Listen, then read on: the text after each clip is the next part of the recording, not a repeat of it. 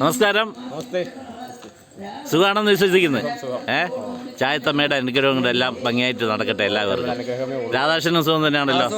അതായത് അപ്പം എനിക്ക് ഒരു ചോദ്യം എന്താണെന്ന് വെച്ച് കഴിഞ്ഞാൽ, ഇന്നലെ തിരുവാതിര ആയിരുന്നല്ലോ. എന്തിനാണ് തിരുവാതിര? ആർക്കാണത് ഗുണം ചെയ്യുന്നത്? തിരുവാതിര പൂജ സ്പെഷ്യലായിട്ട് നടത്തുന്നത്. അതെ.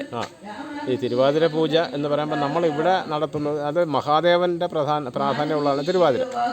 അപ്പോൾ ഇവിടെ എന്ന് പറഞ്ഞാൽ നമ്മുടെ മാടൻ തമ്പുരാനെ സങ്കല്പം. പക്ഷേ മാടനായാലും ഐരവില്ലി ആയാലും അല്ലെങ്കിൽ മൃത്യുഞ്ജനായാലും അങ്ങനെ ശിവൻ പല ഭാവത്തിലും പേരിലും നമ്മൾ അറിയപ്പെടുന്നു. ആ കൂട്ടത്തിൽ ഈ മാടൻ തമ്പുരാൻ എന്ന് പറയുമ്പം ആട് മാട് കന്നുകാലികളൊക്കെ വളർത്തുന്നവർക്ക് പ്രാധാന്യമുള്ളതാണ് മാടൻ തമ്പുരാൻ.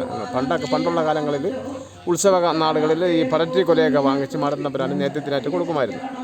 അപ്പോൾ ഇപ്പോഴും നമ്മൾ ചായം ദേവീക്ഷേത്രത്തിൽ മാടൻ തമ്പുരാന് പ്രത്യേക കൂട്ടായിട്ട് തിരുവാതിര നാളുകൾ നടത്തി വരുന്നത്. അപ്പോൾ അതിന് ആട് മാട് കന്നുകാലികളൊക്കെ ഉള്ളവരെല്ലാവരും പ്രാധാന്യം അതിന് കൽപ്പിച്ചുകൊണ്ട് അതിൻ്റെ പൂജയ്ക്കും മറ്റുമൊക്കെ കൊടുക്കുന്നതാണ് പതിവ്. അതാണ് പ്രധാനമായും നടന്നു വരുന്ന ഈ തിരുവാതിര പൂജ.